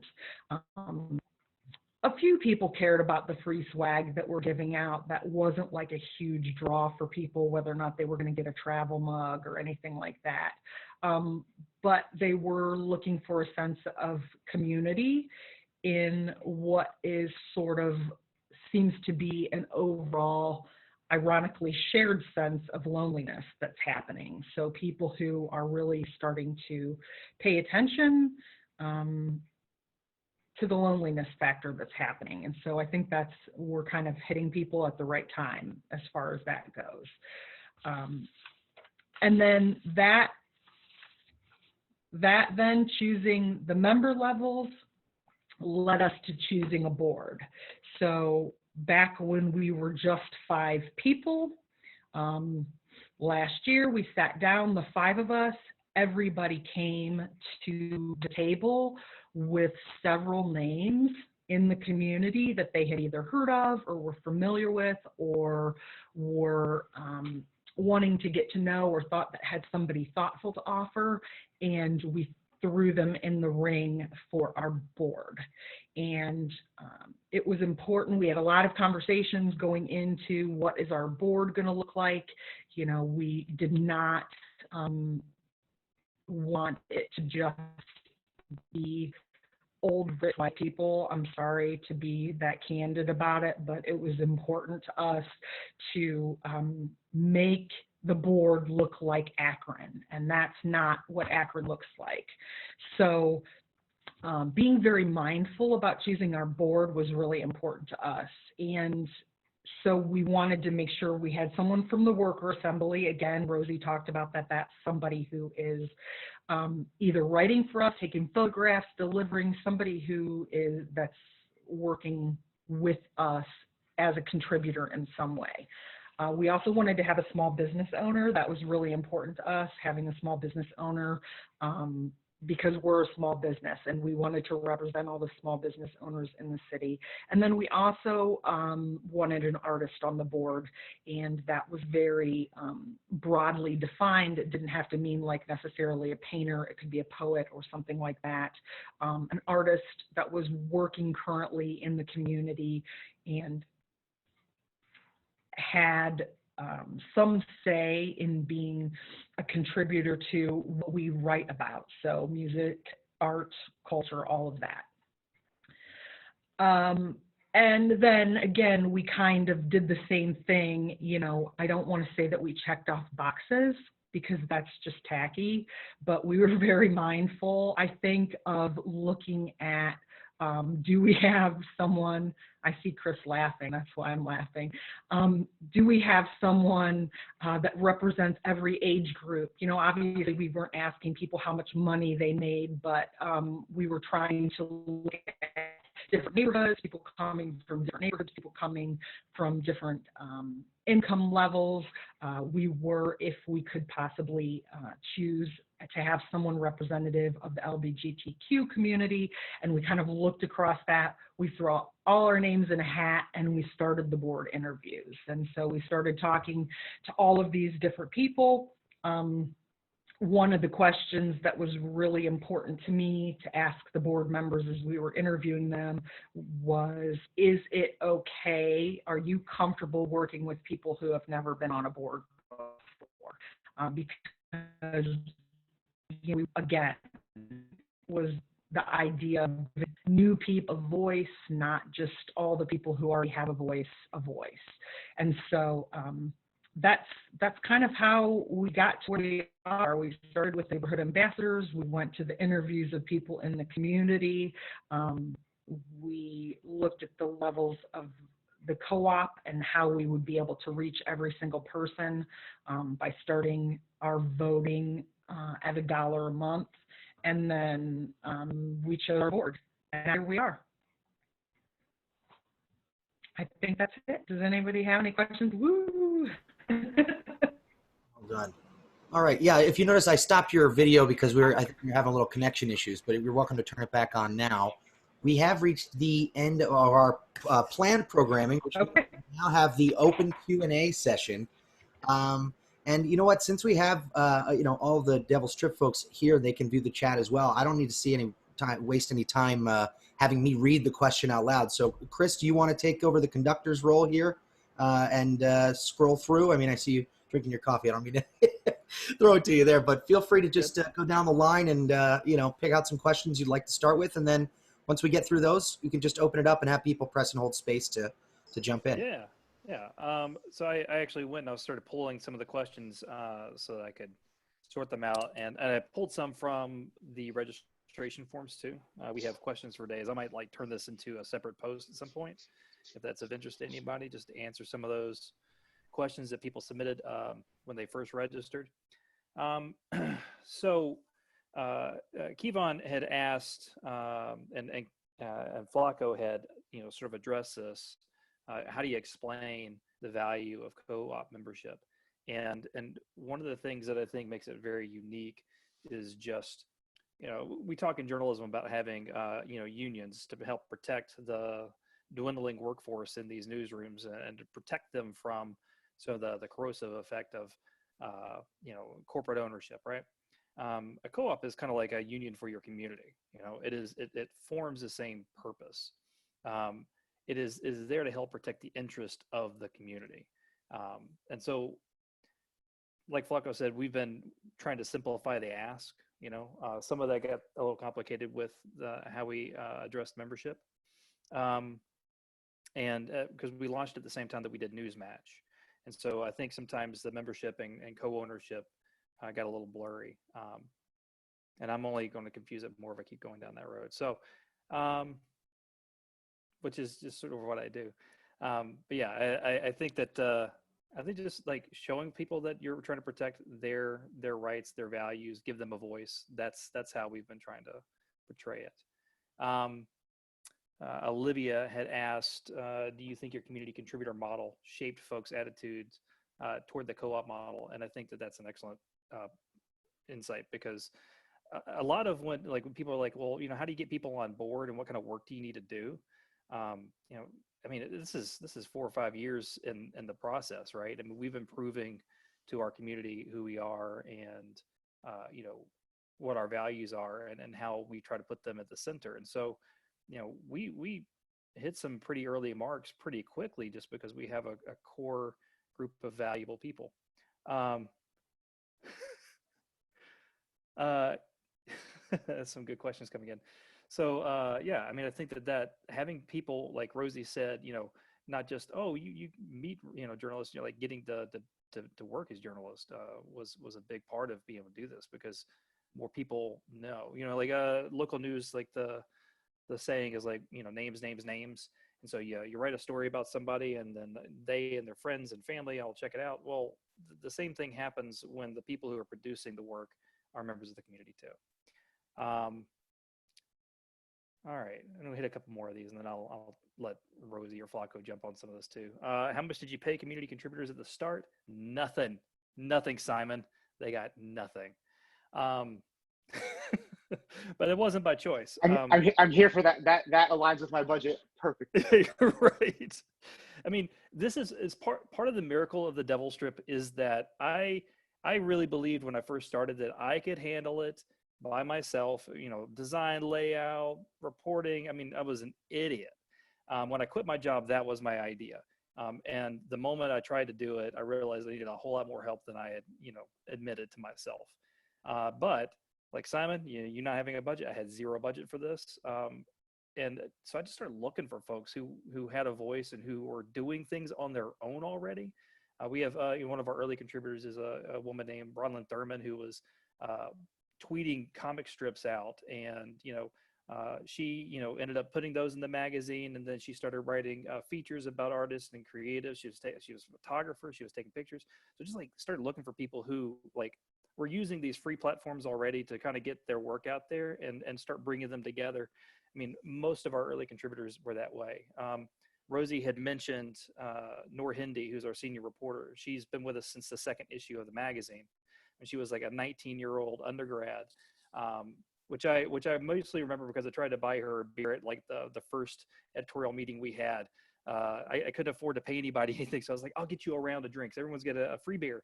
And she looked at me. She didn't say it. She just looked at me like, I'm 19, you asshole. So, which is part of Noor's personality. That's part of the reason I love her. But she's been with us ever since then. And of course, she's been paid since. But we're just like looking for people who had something to contribute, who wanted to contribute. So it was a little bit self-selected, but there was a lot of searching out there. She came to us from a professor in Akron named David Giffels, who was a longtime columnist for the Akron Beacon Journal, and said, hey, David, could you help us find some people? Now, as soon as we could pay people, we started doing it, and it would be like $10 and $20, and I think we're $30, $40, $50, and depending on the size of the piece and the work. And my hope is that we'll continue to be able to pay more as time goes on. I mean, one of the things with the co-op membership that I like is that if we ever hit this point where we actually have a profit or additional revenue, then the membership can decide how to spend that. And do we create new beats? Do we expand distribution? Do we start paying freelancers more? Questions that we can get into that way. But it won't be going into shareholder pockets necessarily. So I do want to add quickly that yes, now we do pay all of our contributors. We have established rates. They start at $50 for a reported piece, $80 for a more in-depth piece, and then for people who do big projects like that story about the sewers that I mentioned, we negotiate higher rates that hopefully compensate them for the time that they put into it. And we also pay photographers and our cover artists. And our rate sheet is published. It's shared with contributors in advance so that they know what they can expect. I'll jump on one more from Tom Stites. Jessica's already jumping on that one. How many people did you interview? Did you use a questionnaire? Actually, yeah, Flacco and Jessica would be better to answer that because they were doing all the groundwork. So we interviewed, and this was something that we were told from our coaches from the Leadership Puzzle Project, that we needed to find like extreme users, and that's kind of how we chose the people we were interviewing, and that's also why we were so concerned about diversity within the community, because we wanted to find what they called extreme users. And so you don't have to interview a lot of people to get kind of a sample size when you choose extreme users. So, we made sure that we had, like I said, people from different ages, races. We interviewed an immigrant and so forth across the board. We did have a questionnaire. It was just me and Flacco at all but one of the interviews. Then we kind of went through, compiled all the answers and then talked about them after the fact. That's it. Anything else? Thank you. I can jump on this question from Alexandria, who writes, are the full-time reporters former contributors and freelancers, or did you post the job openings and hire trained/experienced reporters? So I came in as editor-in-chief. I am a traditionally trained reporter. I have my bachelor's degree in journalism. I had worked for Gannett prior to coming back here. But those three full-time reporters, Noor, who Chris mentioned, who's been with us since the second issue, has a bachelor's degree in education and just finished her Master of Fine Arts. She's a poet. She will be joining us in one of those full-time reporting positions. The other two were funded in part by Report for America. So we had a limited amount of flexibility with those positions. I'm sure some of your newsrooms have worked with RFA. One of the reporters we'll be hiring through that is somebody who's been freelancing for us for a long time, from Akron, educated at the University of Akron. The other is from Ohio, but is not from here. So we're hoping we'll get a good, and the other person is coming out of Ohio University with a journalism degree. So hoping it's a good mix of that sort of local knowledge and local experience, and making sure that we are opening the gates wider to people who don't come through the traditional funnels that lead people into this industry, as well as people with that book experience. I'm rambling at this point. My hope is that everyone can come together and share best practices, and that leads to really great coverage.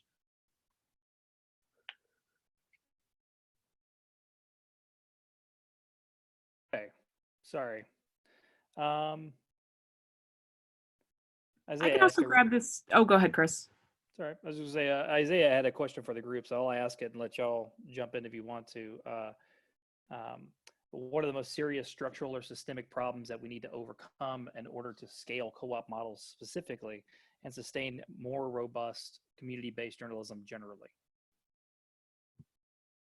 I'm not touching that. It's too easy a question, so I'll let someone else get on that. Flacco, why don't you chime in?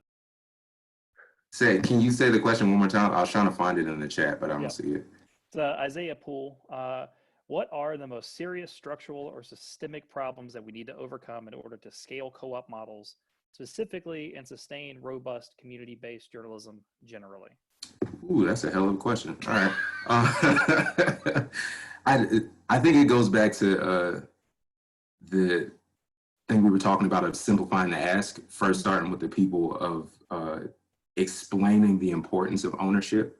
I think it's something that we learned through the interviews and just throughout this process, that it's just something that people don't think about. Like even if you think of how we use social media and things like that, like how many brands and businesses and things rely on it to the point of if Instagram went down tomorrow, they have no way to get in touch with their fans, their followers, their customers and things like that. So just that's probably one of the biggest things that I can think of, is just getting people to understand taking ownership over their city, taking ownership over their neighborhoods, taking ownership over the narrative of how things are looked at and explained.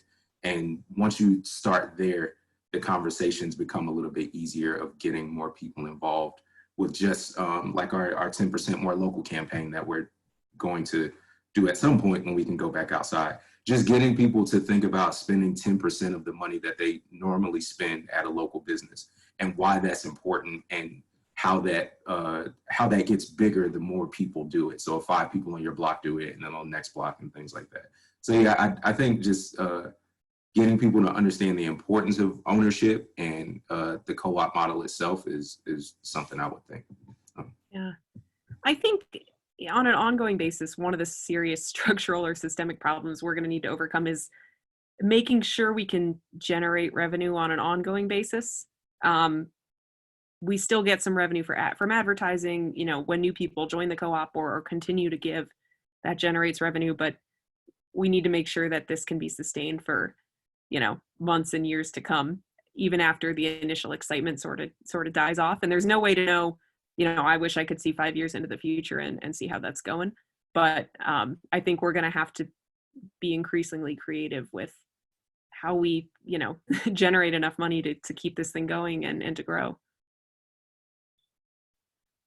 And I'd just throw in there too, I think some of the because I was reading it as societal systemic change. But you know, I mean, there are financial, you know, problems too. But I think a lot of that gets addressed by the things like Membership Puzzle Project and reader directed or reader derived support. But I actually hope that stuff like this co-op and other efforts like it, those structures can inform that systemic change. I talked earlier about shared understanding, shared meaning of this stuff.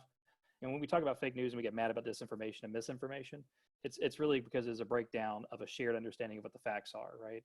And if you don't have that shared understanding of facts, and you don't have that commons where people can congregate or where they can meet, even if it's in a sort of virtual space.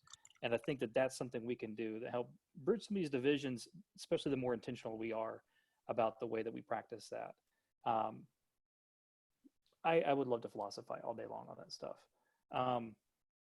Joe, Simon, could anyone help us sort out some of these questions? I feel like I'm just like pulling them out of thin air. Does anybody have? Yeah, no worries. Simon can help with that. Thank you. Yeah. Come on, here. Simon. All right, give me a second. Well, now you gotta give me a second. Yeah, we have this room blocked off for the next hour, so. Great.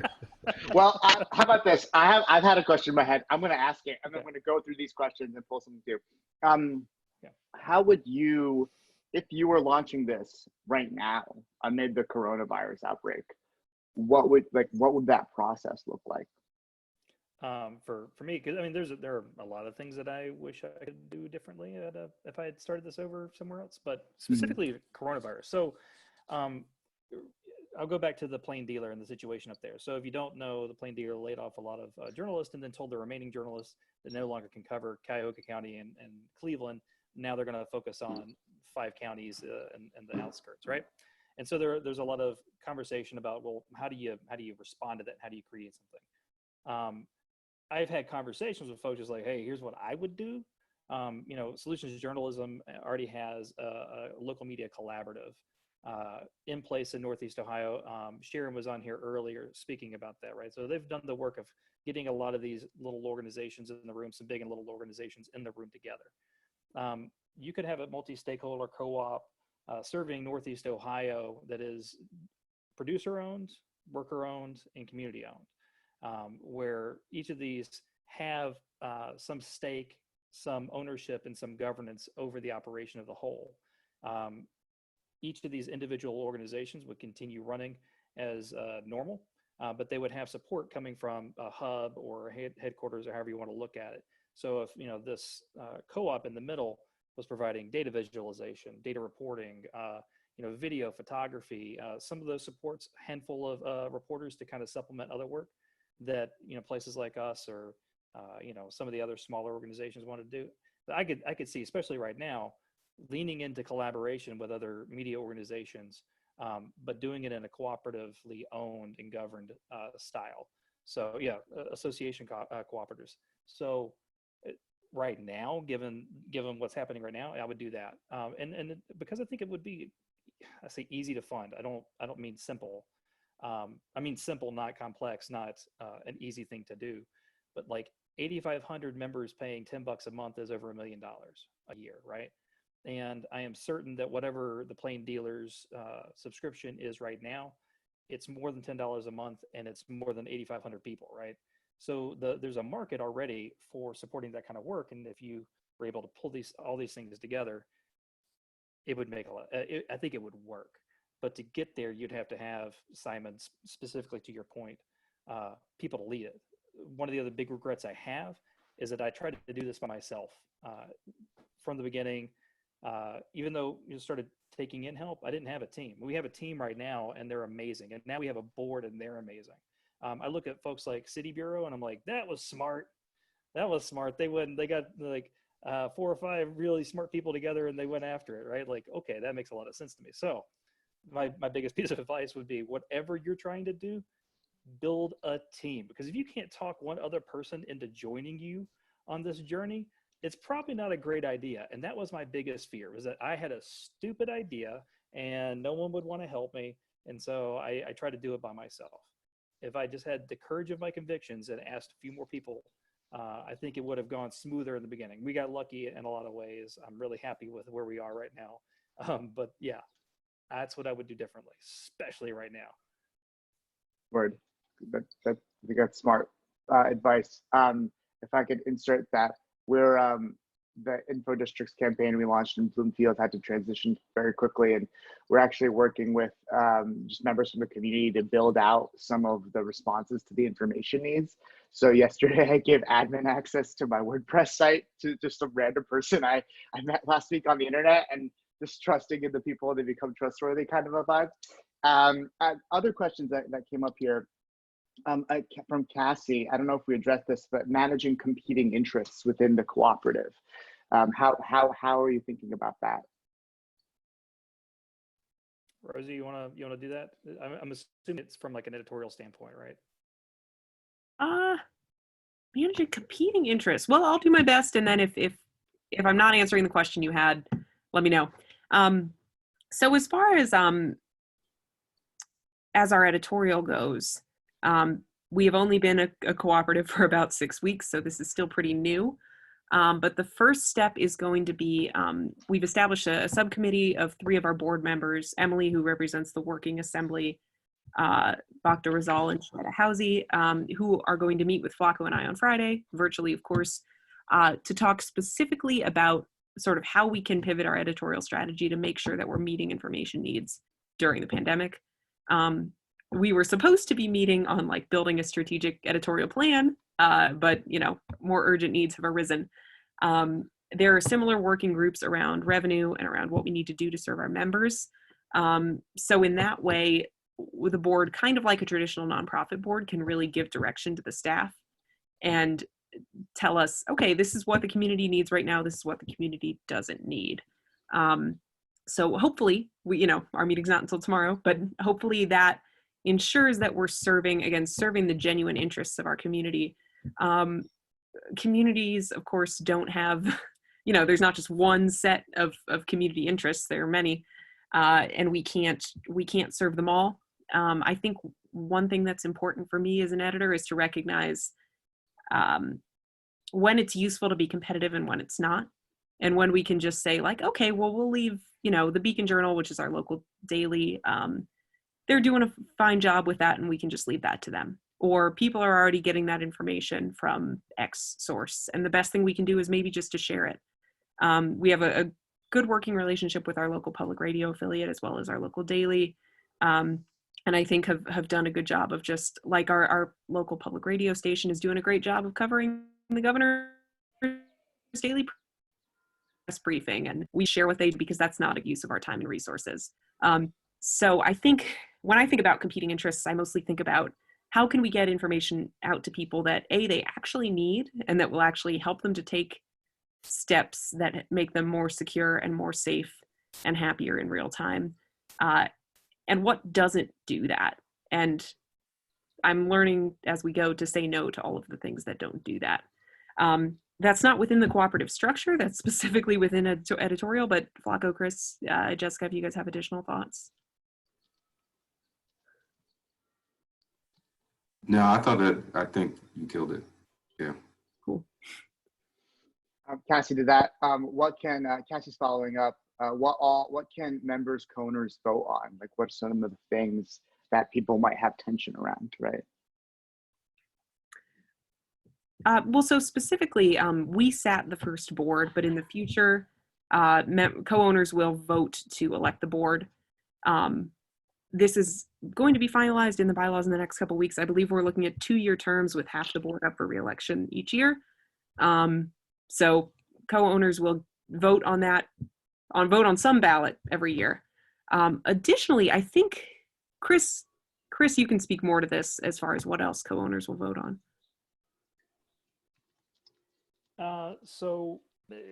Like Rosie said, some of this is being worked out in the bylaws. And yesterday I couldn't speak, and our executive committee, we had a 90-minute Skype call where I was typing everything out. Audrey was, I don't know if Audrey's still in here, but we were speaking directly to that kind of question. Some of this is participation that is like non-binding, right? Like Rosie had talked about the different stories and the different topics. It's a way of building into our structure that kind of feedback from our membership. But there are other things like, the Devil Strip, as an entity cannot be sold without like 98% of the membership voting and approval. Like there are like things built into this to think down the road, like what challenges we might have. If we were talking about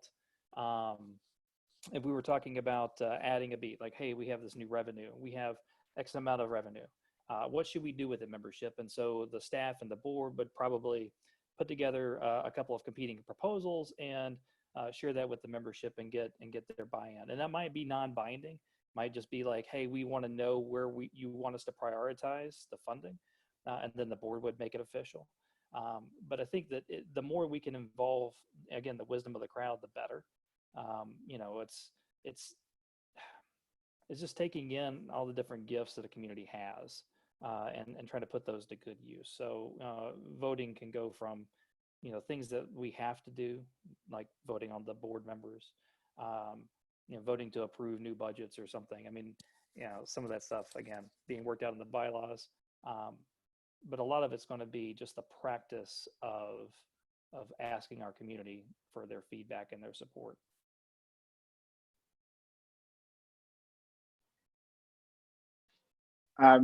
Thanks for that, y'all. Cassie, I hope that answered your question.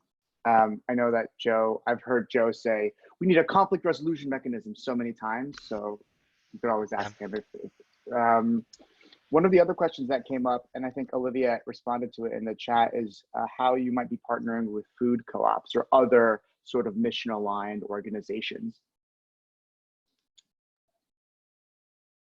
I'll jump on this, and then Flacco or Jessica or Rosie may have something to add to it. But I mean, fundamentally, no different than we partner with any other organization. I mean, we would like to partner with other co-ops. I think one of the nice things about co-ops is that they reciprocate. It's just in their nature. I mean, again, Tom, without batting an eyelash, sent me the bylaws that they had spent so much time and money on, so that we'd have something to work from. So we definitely want to work with co-ops of any sort, food co-ops or whatever. We don't have I think there is one food co-op in the area. We have a privately owned, family owned restaurant, grocery store that acts kind of like a food co-op, would have. But I think maybe there's one in Kent. Maybe it speaks more to the way that we partner with other community organizations. So Jessica, right before the COVID pandemic, had worked out an arrangement with the Akron Symphony Orchestra to think holistically about the ways that they can support the membership by, of course, discounted tickets, but also like unique opportunities for our members to engage their work. And at the same time, advertising and some other products, like just putting it all together. Those are the kinds of relationships that we're trying to have more of, where we're scratching each other's backs a lot. So I don't know if that exactly answered your question, but I think that like just in general, we have always looked for community partners and always tried to create those relationships.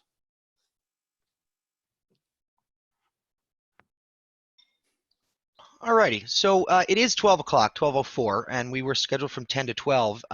This is personally, this is the one that I was waiting for the most, because I love this subject, and I really, honestly, the chat has been so active. Everybody has been really super participatory. No shock there. So I don't want to cut it off, but we have sort of come to the end of the programming. The chat, I mean, as far as I can see in the chat, there aren't too many other specific questions, unless I missed one. So right now, I'm going to spend 15 awkward seconds of silence, hopefully not silence, but it'll allow everybody who didn't get to ask a question, or maybe we skipped yours by accident, to press and hold space, unmute yourself, and just ask it out loud.